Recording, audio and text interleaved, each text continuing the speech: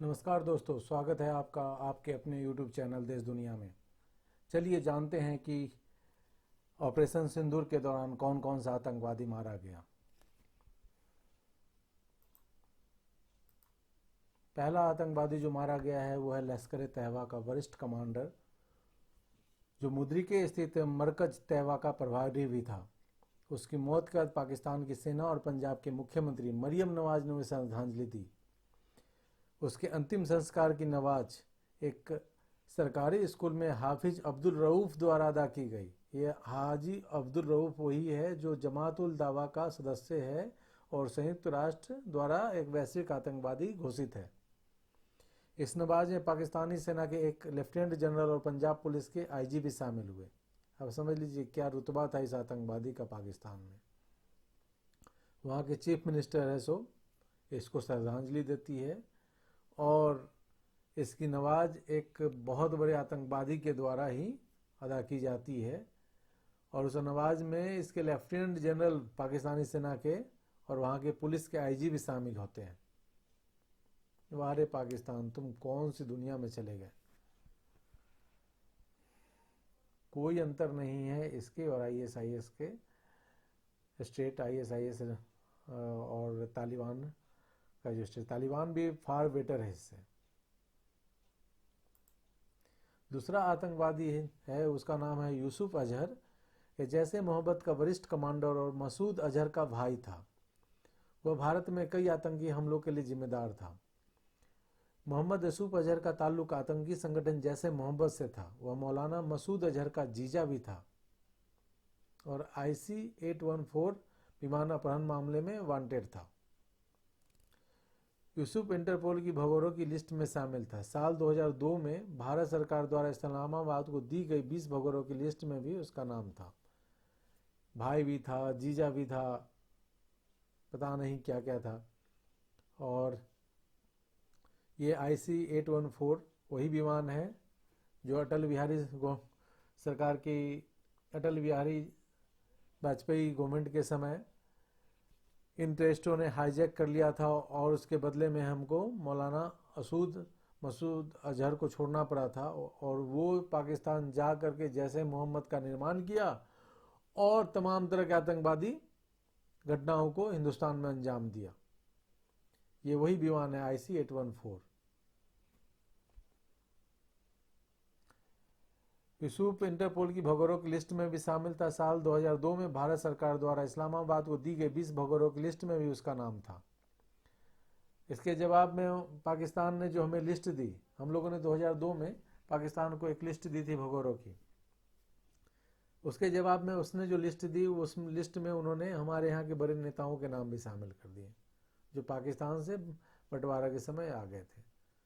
समझिए क्या ये मजाक चल रहा है दो कंट्रीज के बीच। ये इतने गंभीर मैटर पे पाकिस्तान ये नौटंकी कर रहा है।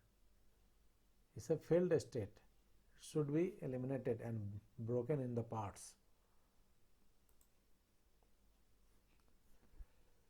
चलिए अगला आतंकवादी था मोहम्मद हसन खान। जैसे मोहम्मद से जुड़ा था। पाकिस्तान आधारित जैसे मोहम्मद के ऑपरेशन कमांडर मुफ्ती असगर खान कश्मीरी का बेटा था। अब इस मुफ्ती असगर खान से जाके कोई पूछो कि तुम्हारा खुद का बेटा मरा है तो तुम्हें कैसा लग रहा है, जो भारत में आतंकी हमलों की योजना बनाने और उन्हें अंजाम देने में शामिल था। अगला आतंकवादी है अब्दुल रऊफ अजहर। ये जैसे मोहम्मद के कमांडर था। 1999 के इंडियन एयरलाइंस फ्लाइट IC-814 के अपहरण में शामिल था। ये वही अटल बिहारी वाजपेयी के समय जो विमान अपहरण हुआ था और जिसको अपहरण करके कंधार ले गए थे, वही विमान है ये IC-814। अमेरिकी पत्रकार डैनियल पर की हत्या में शामिल था ये। अब्दुल रऊफ अजहर को अमेरिका ने वैश्विक आतंकवादी घोषित किया था।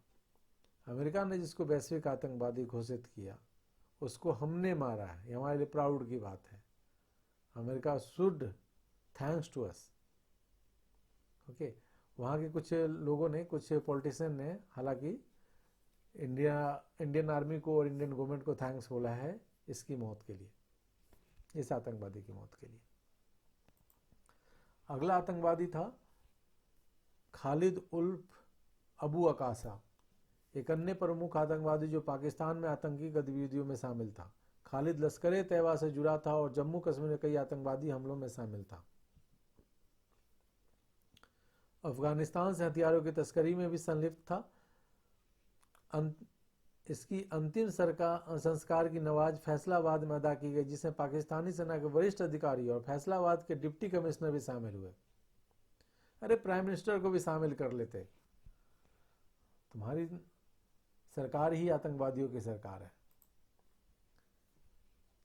अगला आतंकवादी का नाम था हाफिज मोहम्मद जमील, जैसे मोहम्मद के संस्थापक मसूद अजहर का साला और संगठन का वरिष्ठ सदस्य था। ये संगठन है जैसे मोहम्मद की सालाओं का संगठन है, सालाओं और जीजाओं का।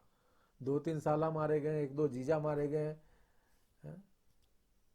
सबको विधवा कर दिया, साली से लेकर के बहन तक को। इसका उपनाम था उस्ताद जी। मोहम्मद सलीम घोसी साहब, वह आतंकवादी गतिविधियों की योजना बनाने और उन्हें अंजाम देने में सक्रिय था। IC-814 हाईजैकिंग मामले में भी ये वांटेड था। IC-814 वही कंधार वाला एरोप्लेन है। देखिए, आतंक का अंत होता है और आपने देखा होगा कि थोड़ा देर से हो, लेकिन होता जरूर है।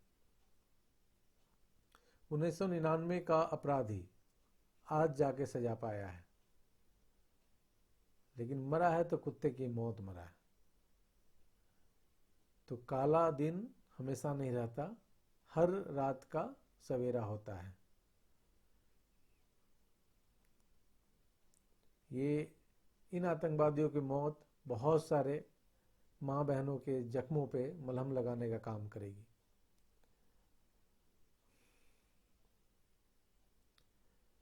भगवान करे, खुदा करे कि इन आतंकवादियों को जहन्नम भी नसीब ना हो। धन्यवाद। जय हिंद दोस्तों।